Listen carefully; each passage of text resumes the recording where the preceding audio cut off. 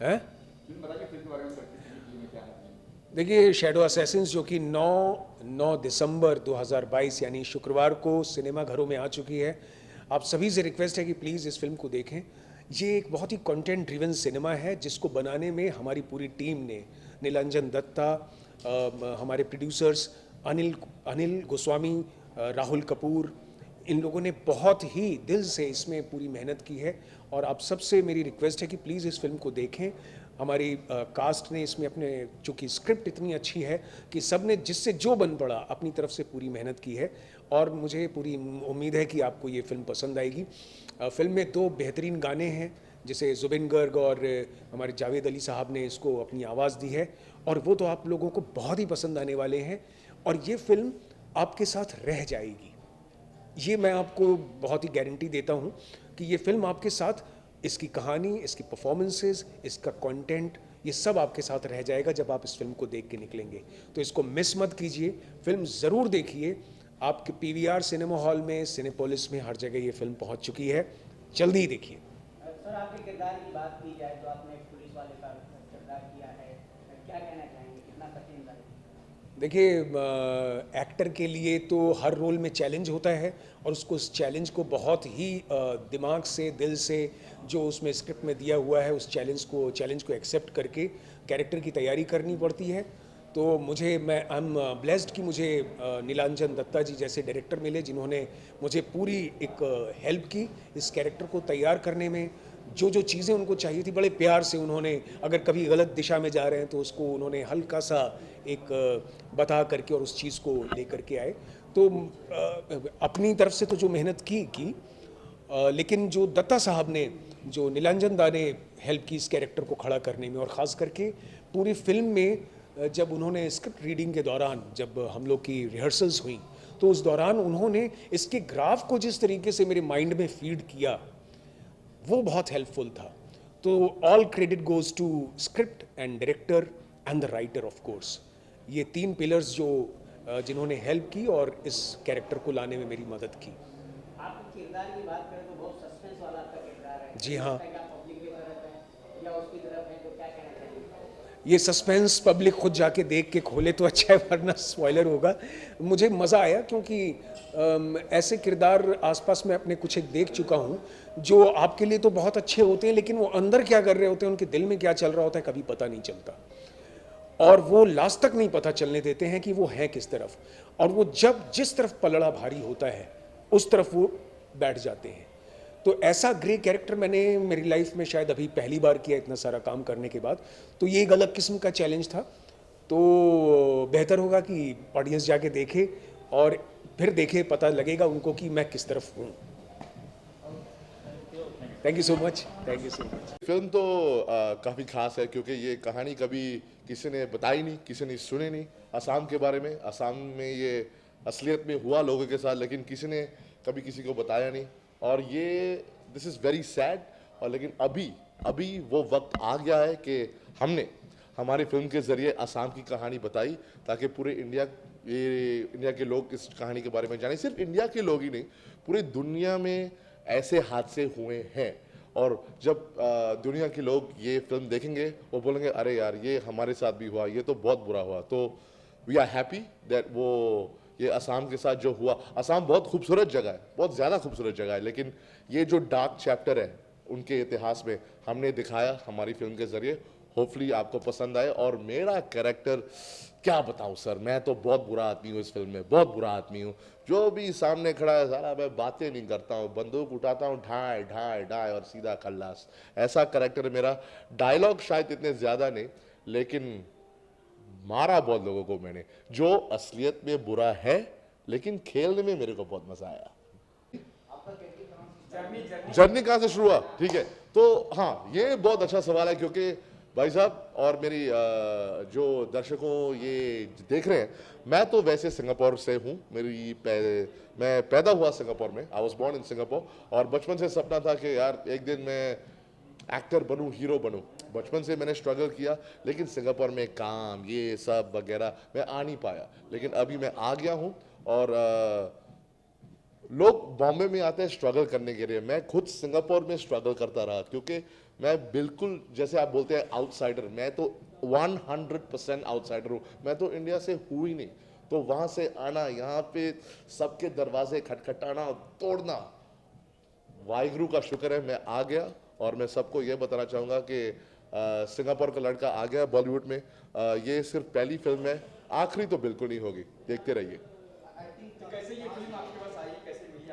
देख क्या हुआ कि जब कोविड का टाइम हुआ तो मैं सिंगापुर में एंकर हूँ, तो सब शो सब बंद हो गए थे, एक भी शो नहीं था।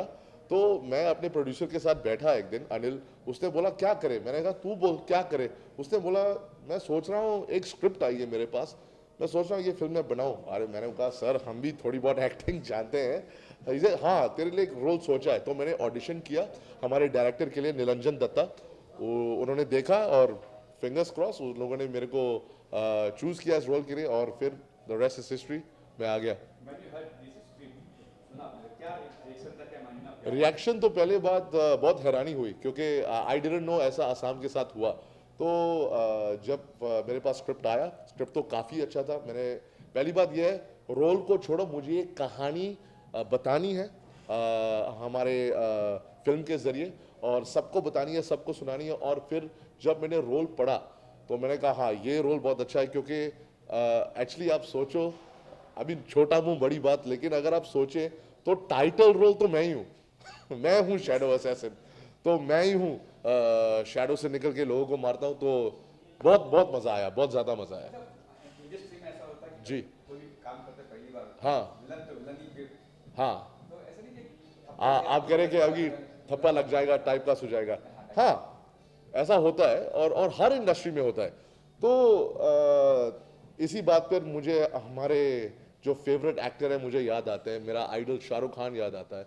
शाहरुख खान साहब ने डर की, अंजाम की, हाँ ना ना, लेकिन डर में, बाजीगर में अंजाम देख लो, क्रेज है। फुल नेगेटिव तो अंजाम, हाँ अंजाम फुल फुल फुल, वो तो ग्रे था ही नहीं। हाँ तो ग्रे नहीं, देखो आप ग्रे क्या है, अगर आप मेरा कैरेक्टर देखो, मेरे कैरेक्टर को लगता है कि जो वो कर रहा है वो सही है, उसके दिमाग में सही है। मैं लोगों को मार रहा हूं, हाँ क्योंकि मेरे ऑर्गेनाइजेशन का ये गोल है, मैं लोगों को मार रहा हूं, उसके नजरिए से सही है, तो वो भी ग्रे ही बन जाता है ना। तो मैं शाहरुख खान को साहब को देखता हूं, उन लोगों ने भी नेगेटिव रोल किया, और फिर मैं अपनी तुलना नहीं कर रहा हूं, वो कहाँ है, मैं तो अभी लेकिन फिर भी इंस्पिरेशन के तौर पर अगर वो स्विच हो सकते हैं, तो हम भी अपने क्राफ्ट पे, हमारी एक्टिंग पे थोड़ा मेहनत लगाएंगे, थोड़ा जोर लगाएंगे, ताकि हम भी टाइपकास्ट ना हो। लेकिन यार मैं बोल रहा हूँ, क्योंकि बहुत टाइम में बॉलीवुड में विलन नहीं आया, तो अभी एक नया विलन आ गया है, तो अगर विलन का दौर चल रहा है अभी, चलने दो, देखते हैं, और भी विलन के रोल करेंगे, क्यों नहीं। विलन खेलने में बहुत मजा आता है। Thank you very much, thank you. Okay, so you are the producer of the film, and how did you got the idea that you have to produce this film? Like this is a very intense film, deep film. So how did you had idea? Well, the director of the film, Nilanjan Datta, is known to me, and he hails from Assam. And he initially came with the idea that he needs to make the movie on Gupta Hatya's secret killings, which happened in 1998. So we wanted to make a film on real issues, real incidences that had shook the country, and this story from Assam was something that came close to us. And of course, as I mentioned, so that's how it started. It started with the director who hails from Assam. Yeah. Okay, so this story was very secret, like nobody knew about the stories. So don't you feel it was a risk kind of stuff to produce such kind of films? Can you ask me that question again? Producing such films, it's very deep, and it was secret stuff. Nobody knew about this film, right? So about this incident actually. So don't you think it was a risk kind of film you have to produce? Not really, because you see, it's called secret killings because they happened in that manner in the 90s. The issue of this particular secret killings were always known in Assam from the 90s to the people as well. There was nothing secret about making this film. It was all about bringing this story together to give some sort of tribute to the people of Assam and families who had gone through these from this traumatic experience in the 90s. So yeah, I mean, it was nothing nothing to be worried about. It's just a very straightforward film. It shows you depth in terms of how a certain state in India has gone through such a serious issue, and nobody has made a film about it, so we brought it forward. तो क्या दर्शाने की कोशिश की है film के अंदर? वो तो हमें पता है क्या घटना क्या हुई थी, उसमें क्या दर्शाया? उसमें क्या कोशिश करी है, मीन्स उसमें कोशिश हमने यही करी है कि बेसिकली लोगों को दिखाने के लिए कि ये एक ऐसा इशू यहाँ पे हुआ था। असम के ऊपर वैसे भी मेन स्ट्रीम इंडिया में कोई ज़्यादा पिक्चरें बनी नहीं है, कुछ ऐसे इश्यूज ज़्यादा थे नहीं जिनको आप मेन स्ट्रीम में आप ला के रेस्ट ऑफ द इंडिया को आप दिखा सकें। सो ये एक ऐसा इशू था जिसमें लोगों को इंटरेस्ट भी था, लोगों को फुल इन्फॉर्मेशन भी नहीं थी कि 1998 में लोगों को पता था कि ये हुआ है, बट उनको हमने थोड़ा सा बेसिकली इसमें व्हाट यू कॉल इट, उनको थोड़ा सा हमने इसमें थोड़ा लाइट शेड किया है। असम को एज ए स्टेट हम लेके आए हैं, उनके कल्चर को and how things have been. Sir आज फेस मायने नहीं रखता, आज कंटेंट मायने रखता है फिल्मों में, तो क्या कहना चाहेंगे इस बारे में? हाँ जी, बिकॉज सी हिंदुस्तान में हमारा सबसे बड़ा इंडस्ट्री है पूरे वर्ल्ड में, to make the maximum number of films, and entertainment की जो परिभाषा है जैसे आप बोलते हैं वो पूरी चेंज हो चुकी है। वो पहले एक एक्टर ड्रिवन फिल्म्स होती थी जो कि एक्टर्स और एक्ट्रेसेस और सॉन्ग्स के ऊपर चलती थी। आई थिंक वो बहुत लोगों ने बहुत टाइम से देख लिया। आज की पिक्चरों में हम लोग सच्चाई ज़्यादा पसंद करते हैं, उन्हें रियल लाइफ इश्यूज़, क्योंकि कंट्री इतनी बड़ी है उसमें इतने सारे इश्यूज़ हैं जो कि कहीं पे भी कवर्ड नहीं है, तो लोग प्रेफर करते हैं even the youngsters in the country की यहाँ पे आप उन्हें ट्रू लाइफ इंसिडेंसेस दिखाएं जिससे वो रिलेट कर सकें, और अगर डायरेक्टली रिलेट ना भी कर सकें उन्हें लगता है कि हाँ ये इंस्पायर्ड रियल इंसिडेंसेस से हुई है। इस तरह की फिल्मों को प्रोड्यूस करना बहुत कठिन होता है। आपने कैसे मतलब फिल्म प्रोड्यूस करते हैं, इस तरह की फिल्म को करते हैं, सच्चाई दिखाई थी? हाँ जी, वो इसीलिए हमने करी क्योंकि हम विद रिस्पेक्ट्स टू एवरीबडी, हर किसी को एक अपना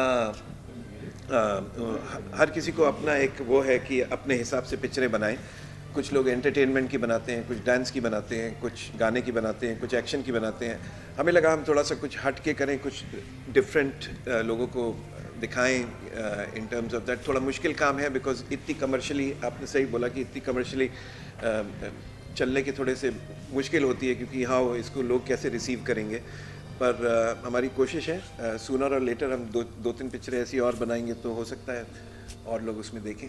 बट अभी बहुत लोग ऐसी पिक्चरें बना रहे हैं, हम अकेले ही नहीं हैं, काफ़ी लोग कंटेंट ऐसा सत्य घटना पे फिल्म बनाना प्लान है कि आगे इंस्पायर्ड एकदम इमीडिएटली ये इंसिडेंट्स वहाँ पे घटना ऐसी घटी थी, उसमें कुछ ऐसे कैरेक्टर्स और कुछ ऐसे डिस्क्लेमर्स हमने दिए हैं to bring about the film, but inspired to real life incidents हैं।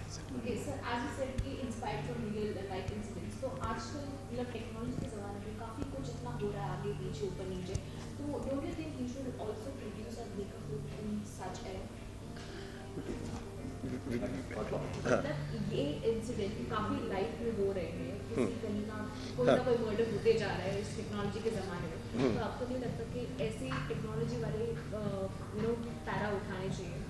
या I mean it depends, India में नहीं पूरी दुनिया में एक डिफरेंट तरीके की सिचुएशन है, एक क्राइम की सिचुएशन है, एक रियल लाइफ इंसिडेंसेस की सिचुएशन है। इंसिडेंट इज़ अ कम्युनिटी और कहीं पे किसी स्टेट में या किसी एक प्रांत में होता है, एक क्राइम जो होता है वो इंडिपेंडेंटली टैक्सी में हो सकता है, इधर उधर हो सकता है, तो डिफरेंट टाइप की डिफरेंट तरीके की डिलीवरेंस है। इसमें टेक्नोलॉजी साथ दे सकती है, जहाँ जहाँ कैमरा लगे हैं people have got a lot of, but उसमें मेरे को ये समझ में नहीं आ रहा है कि वो टेक्नोलॉजी कितना साथ देगी, क्योंकि कंट्री बहुत बड़ी है, एक हद तक ही आप उसको कवर कर सकते हैं। कुछ ऐसे इंसिडेंसेस हैं जिनको आप थोड़े टाइम के बाद ही बाहर ला सकते हैं, क्योंकि अभी टेक्नोलॉजी जहाँ पे भी है वो इंटीरियर इंडिया में इतनी ज़्यादा शायद ना हो। I hope I answered your question correctly. So वो पता नहीं है, आई मीन टेक्नोलॉजी काम करती है कहीं पे, बट इन इस टाइप के इंसिडेंसेस में थोड़ा मुश्किल है। Thank you. जी जी जी। So shadow assassins is a film which is based on true events, सच्ची घटनाओं पे आधारित। in 1998, from 1998 to 2000, there were some killings, secret killings in in Assam, and एक ऐसी कहानी है जो इस पूरे भारत देश को पता नहीं है. सो पहली बार जब मुझे नीलांजन रीता दत्ता ने मुझे बताया, then I wanted to be a part of a story which is a true story, and the very fact that it is being out in the open, it is only going to bring in a lot of peace to the families who have lost their lives about 20 years back. So I wanted to be a part of the film, and I can call it as a one last appeal on behalf of those families, one last cry, and it's a film that will really touch your heart.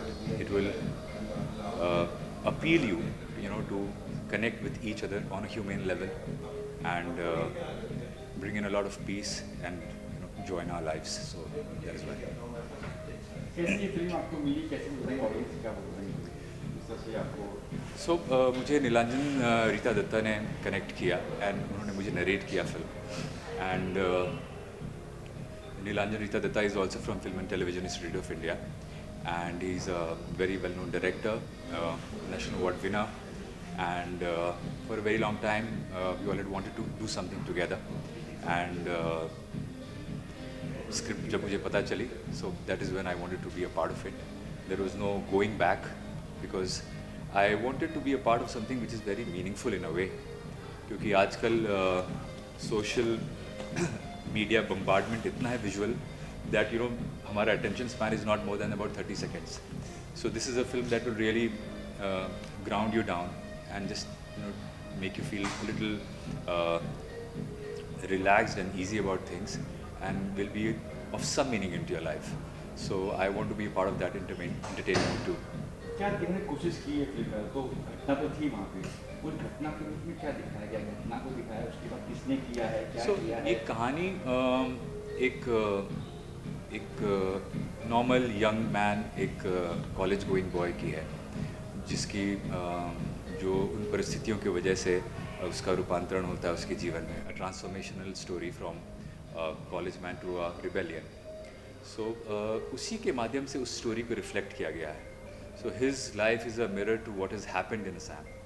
सो उसकी life में क्या क्या changes आते हैं, families में क्या changes आते हैं, किस तरीके से उसकी ज़िंदगी प्रभावित होती है, उसके घर वालों की ज़िंदगी प्रभावित होती है. सो ऐसे ही इस फिल्म को बड़े ही एक इंटरेस्टिंग तरीके से प्रेजेंट किया है, so that it can also entertain you at the same time, but at the same time brings forward what has happened there. So that is what it is. So, इस फिल्म में काफ़ी senseless killing बताया गया है, मतलब कहीं से भी किसी की लाश मिल गई. So what is your view about it? मतलब इस फिल्म को लेके कितना दर्द महसूस होता है? सो हम लोगों ने जब शुरू की थी ये फिल्म, तो उस पेन को 100% एक्सप्रेस कर पाना is not possible, but as film makers and as artists we can try our best and 100% to उस लेवल तक जाए. And it is our commitment and our honesty in terms of expressing that thing to the people. So we have met certain families who were involved in it, and we cannot even imagine what they have gone through. So if in any way we are able to relate to them, if in any way we are able to move their hearts, if in any way we are able to justify the story and the journey of Nirbhay Kolita, which is my character, then I will be happy in a way. Last में क्या कुछ संदेश देगी लोगों को, audience क्या कुछ सिखा के जाएगी फिल्म, कुछ देगी संदेश, मैसेज देने वाली film? Absolutely. So this film is a very, very important film of our times, a film which will let you all know that violence is of no use, and किसी भी तरीके का आतंक, किसी भी तरीके का violence will only bring in things which will make you repent later. So we should not in any way get into that path. Instead, we should respect and love each other, and honor each other's presence, and just be good human beings. Yeah. Thank you. Thank you. मैं ऐसे जुड़ा हूँ कि नीलांजन दा हमारे senior और मेरे teacher भी रह चुके हैं, उन्होंने मुझे पढ़ाया भी है, तो मुझे तब से जानते हैं जब से मैं स्टूडेंट था। तो जब उनका फ़ोन कॉल आया और जब उन्होंने मुझे कंसेप्ट सुनाया तो फिर वैसे भी ना करने का तो कोई सवाल ही पैदा नहीं होता। ऐसी फिल्मों का पार्ट होना हम लोगों के लिए बहुत ही ज़रूरी भी है और इम्पोर्टेंट भी। किसका किरदार है आपका फिल्म का? मुकुल है मेरे कैरेक्टर का नाम, और वो है, उसकी एक अपनी लड़ाई है, और वो बंदा जो है उसके भी लाइफ में कुछ ना कुछ ज़रूर हुआ है जिसकी वजह से वो हथियार उठाने पे मजबूर हुआ है। और क्लियर है वो जो भी कर रहा है। अगर आपने फिल्म देखी होगी तो वो एक सीक्वेंस है जिसमें अनुराग भाई के साथ मेरा सीक्वेंस है जिसमें वो क्लियरली बोलता है कि या तो मर जाएंगे या तो मार देंगे। आई गेस उससे क्लियर हो जाता है कि इट्स नेगेटिव किरदार। निगेटिव तो नहीं कहेंगे। सर आपका क्या व्यू था जब आपने स्टोरी सुनी या फिर आपका कैरेक्टर है वो सुना, मतलब what was the first view कि इतना पेन सहा होगा लोगों ने, तो आपको ये कैसे रिप्रेजेंट करना है? हाँ, पहले तो सिंक होने में ही टाइम लगा बिकॉज मैंने कभी नहीं सुना था इस तरीके से। और जब फिर मैंने स्क्रिप्ट पढ़ा तो धीरे धीरे जब सिंक इन हुआ तो मैंने कहा ये बहुत ही इंपॉर्टेंट फिल्म है, बहुत ही स्ट्रॉन्ग फिल्म है, ऐसी फिल्में बननी चाहिए, लोगों तक पहुंचनी चाहिए। Okay, so what do you think ये जो फिल्म है वो एक पॉजिटिव रिप्रेजेंट करेगी या फिर नेगेटिव रिप्रेजेंट करेगी? क्योंकि आजकल के ज़माने में मर्डर्स है, किलिंग है, ये काफ़ी नॉर्मल हो चुका है, मतलब टेक्नोलॉजी का ऐसा यूज़ हो रहा है कि you never knew it. So what do you think about this film? लेकिन ये मास किलिंग के ऊपर है ना, और ये ट्रू इवेंट्स के ऊपर है। तो आसाम के लोग हों या फिर कोई भी एक साधारण सा इंसान हो किसी भी राज्य से, वो डेफिनेटली वो रिलेट इन द सेंस कि ऑब्वियसली खुश तो नहीं होगा ना, किलिंग्स देख करके कौन खुश होता है। ट्रू इवेंट्स पे है ना फिल्म। आपने सुनी सर कहानी पहले सुनी थी कहानी वगैरह ये क्या आपने सर्च किया बाद में जब आपको स्क्रिप्ट आई? नीलांजन दा ने जब मुझे स्क्रिप्ट भेजा तो फिर थोड़ा बहुत मैंने रिसर्च किया, और नीलांजन दा से ही बात हुई। और जो बिकॉज नीलांजन दा ने वो ज़िंदगी कहीं ना कहीं उन्होंने देखी, क्योंकि वो वहीं से आते हैं, और जब वो FTI में पढ़ा रहे थे तो शायद तब से उनके जहन में ये स्टोरी था और ये कैरेक्टर्स भी थे जो उन्होंने बनाए। और लास्ट में क्या कहना चाहेंगे ऑडियंस को? मैं बिल्कुल रिक्वेस्ट करूँगा कि ये बहुत ही इंपॉर्टेंट और स्ट्रॉन्ग फिल्म है, और ये फिल्म सबको देखनी चाहिए। रेगुलर फिल्म्स तो सब लोग देखते हैं, फिल्म्स है, उसको हम कैटेगराइज कर देते हैं रेगुलर, कमर्शियल, आर्ट, टेरर, जो भी बोलो। और बहुत अच्छा काम किया है सारे एक्टर्स ने। अनुराग भाई ने बहुत अच्छा काम किया है, नीलांजन दा ने बहुत मेहनत की है, सबने बहुत मेहनत की है। So it's a very important film, please do watch our film, यही बोलूँगा। ओके सर, आपका जो कैरेक्टर है काफ़ी इंटेंस बताया गया है, तो उसके बारे में आप हमें बताइए कि इस कैरेक्टर को अंदर ग्रास्प करने के लिए आपको कितना टाइम लगा? देखिए, मैंने टाइम स्पेंड तो सेट पे ही किया, ऐसा कोई वर्कशॉप हुआ नहीं था बिकॉज बहुत ही कम टाइम लिमिट में और वैसे करके बनाया गया था। नीलांजन दा के साथ मैंने काफ़ी टाइम स्पेंड किया था सेट पे, अनुराग भाई के साथ काफ़ी टाइम स्पेंड किया था मैंने सेट पे, जिससे मुझे समझने का मौका मिला। और स्क्रिप्ट पढ़ के ही वो करने को, मतलब आप समझ रही हैं, आप जब एक कोई टेक्स्ट पढ़ती हैं तो फिर अपने आप चीज़ें आप विजुलाइज भी कर लेती हैं ना, तो ज़्यादा मेहनत एज इन की बिकॉज चीज़ें क्लियर थी। तो हाँ। So have you met the people, मतलब उनकी फैमिलीज को या फिर ऐसे कहीं पर भी आप मिले हो, उनका दर्द या फिर वो ग्रास्प करने के लिए कि इतना कुछ हुआ था इनके साथ and now how they are living? नहीं, मैं मिला नहीं हूँ, लेकिन जो अनुराग ने कैरेक्टर प्ले किया है उस कैरेक्टर के थ्रू ही अगर आप उसकी जर्नी देखिए तो आप अपने आप इन्वॉल्व हो जाएंगे कि एक ग्राफ है ना, एक स्टूडेंट जो पूना में पढ़ रहा है, उसका बड़ा भाई शामिल था, कैसे फिर उनकी फैमिली कैसे इन्वॉल्व हो जाती है चीज़ों में। सो और कहीं जाने की ज़रूरत ही नहीं, तो सेंट्रल कैरेक्टर जो लिखी गई स्क्रिप्ट में उनके थ्रू ही अगर आप देखेंगे तो बहुत कुछ है। Okay, thank you so much. Thank you.